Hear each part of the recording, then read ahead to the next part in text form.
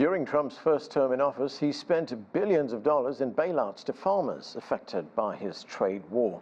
Since then, the U.S. farming economy has shifted dramatically. High inflation has sent fertilizer prices soaring. Meanwhile, prices for crops like soybeans and corn have plummeted by about 40% since 2022. Farmer groups now say the last thing they want is instability in their industry. The White House has also made it more challenging. The U.S. Department of Agriculture saw thousands of staff fired, including those who work on farm loans. Now let's hear from Nick Levendofsky. He is the Executive Director of the Kansas Farmers Union. Nick, thanks so much for being with us. Well, we just heard that China has retaliated with its own tariffs of 34%. China is a major importer of United States agricultural products. This is going to affect you and your industry. Question is, how badly will it affect you? Well, Anand, thank you for having me on, and thank you for covering this important topic. It is going to affect Kansas farmers, primarily Kansas soybean farmers, and farmers all across the country. And unfortunately, this is a direction that we were not wanting to see happen with this administration, because we've been down this road in the past, as you mentioned. Now, you take something like soybeans. China imports a great deal of soybeans from the United States. The American Soybean Association estimates that there would be losses of something like $5.9 billion for farmers. How do you recover from these kinds of losses?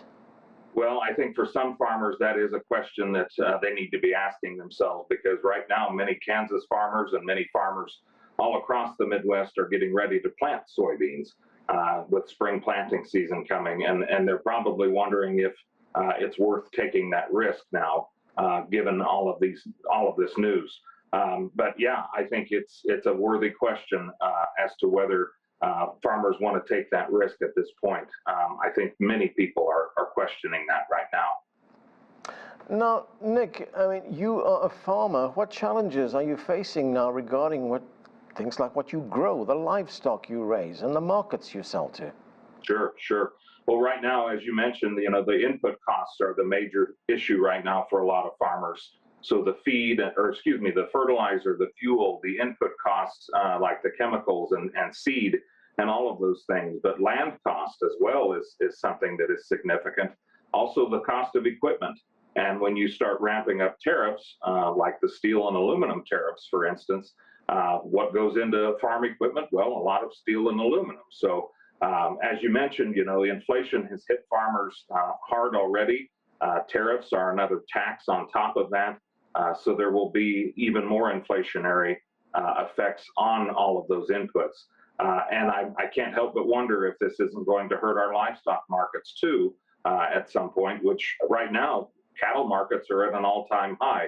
But we send a lot of protein to China as well in the form of beef and pork and chicken. And so that concerns me as well, that those markets might start to head in a different direction. Right, Nick, Europe is also formulating plans to impose counter tariffs on U.S. imports. Could that also impact you?